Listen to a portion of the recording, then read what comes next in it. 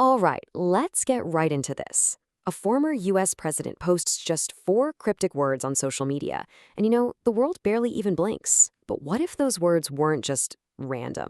What if they were actually the title of a massive plan to completely reshape the entire global order? In this explainer, we're going to break down a theory from one particular source about Donald Trump's supposed master plan. It is a really fascinating and pretty unconventional take on what's been happening in the world, and we're going to unpack it for you piece by piece. So here they are, the 4 words, world's most powerful reset. Now, according to the source material we're looking at, Trump posted this on the exact same day that Senator JD Vance was reportedly heading out for peace talks with Iran.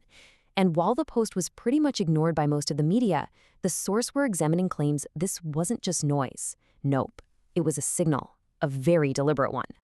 So the big question is, what did it mean? Was it some kind of coded message, or was it the quiet announcement of a blueprint to literally remake the world? That's the central mystery we're digging into today. So let's unpack the theory this one source has put together to try and explain it all.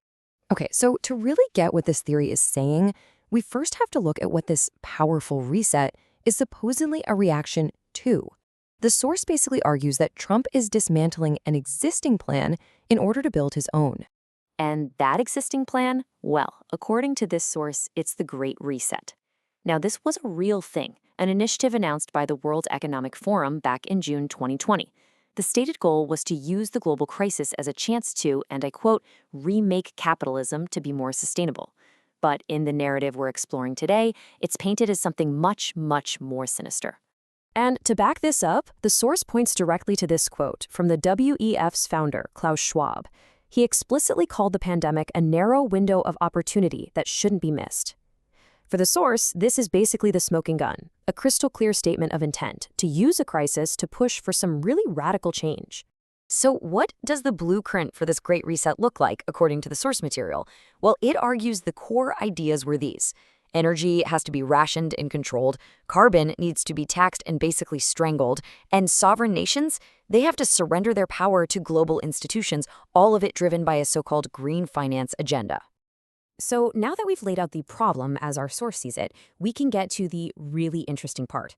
Its explanation of the solution. What is this alternative vision that Trump's 4-word post was supposedly all about? This slide, right here, this is the absolute core of the source's theory. The claim is that Trump's powerful reset is a perfect mirror image of the WEF's plan.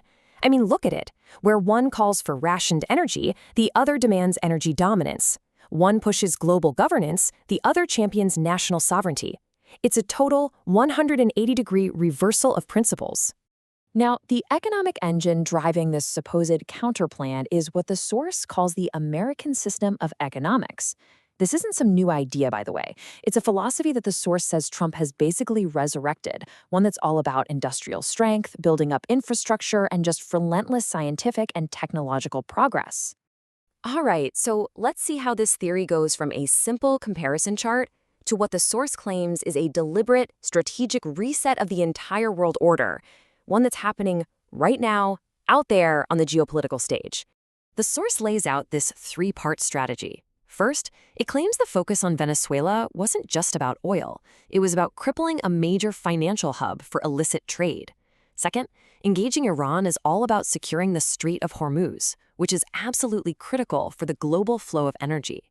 And third, rebalancing with China is about making sure no single power can block U.S. access to trade in the Indo-Pacific. And to back up this claim about Iran, the source points to Trump's own words. See, when he was asked about it, he said the Strait of Hormuz will open up. The argument here is that this isn't just talk. It's a specific strategic goal that's tied to a much bigger plan to totally rewire the world's energy markets. And what about the China strategy? Well, the source cites what it identifies as Trump's national defense strategy.